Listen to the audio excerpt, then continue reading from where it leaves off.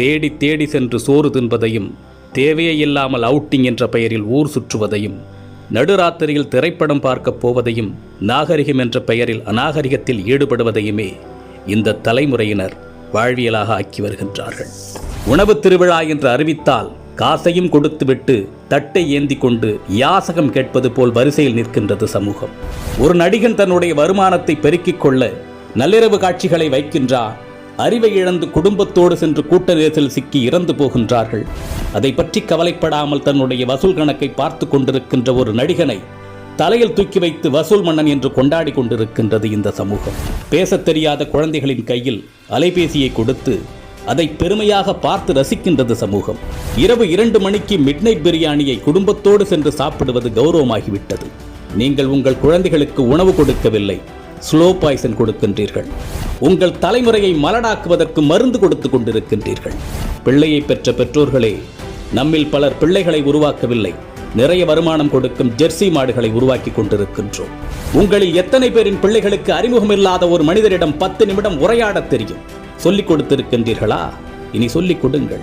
உங்களில் எத்தனை பேரின் பிள்ளைகளுக்கு தன்னம்பிக்கைக்கும் தலைகணத்திற்கும் உள்ள வேறுபாடு தெரியும்? சொல்லிக் கொடுத்திருக்கின்றீர்களா?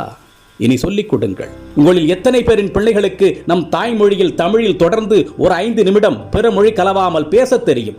சொல்லிக் கொடுத்திருக்கின்றீர்களா? இனி சொல்லிக் கொடுங்கள். உங்களில் எத்தனை பேரின் பிள்ளைகளுக்கு உங்களின் மாத வருமானம் தெரியும்? அதை கொண்டு எப்படி உங்கள் குடும்பத்தை நடத்துகின்றீர்கள் என்று எத்தனை பேர் உங்கள் பிள்ளைகளுக்கு சொல்லிக் கொடுத்திருக்கின்றீர்கள்? இல்லை என்றால் சொல்லிக் கொடுங்கள்.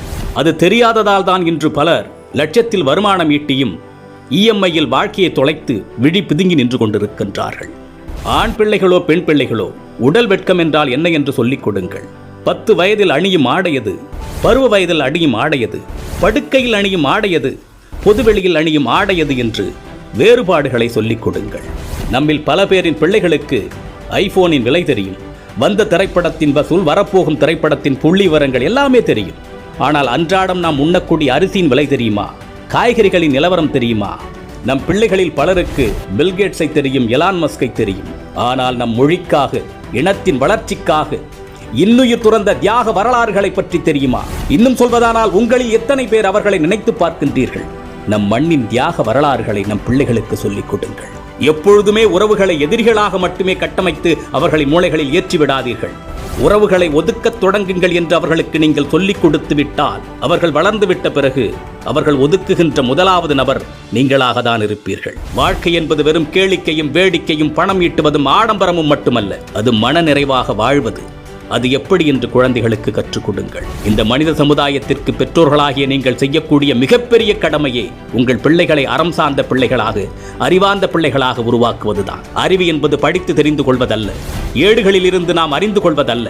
நாம் கற்றுக்கொள்ளுகின்ற அத்தனையும் நமது புத்திக்குள் இறங்கி அது என்னவாக வெளிவருகின்றது என்பதை பொறுத்ததுதான் அறிவு. சிந்திக்க தூண்டுவது அறிவு. தன்னுள் எழும் கேள்விகளுக்கு தானே விடை காண்பதுதான் அறிவு. அப்படிப்பட்ட அறிவை உங்கள் பிள்ளைகளுக்கு வழங்குங்கள்.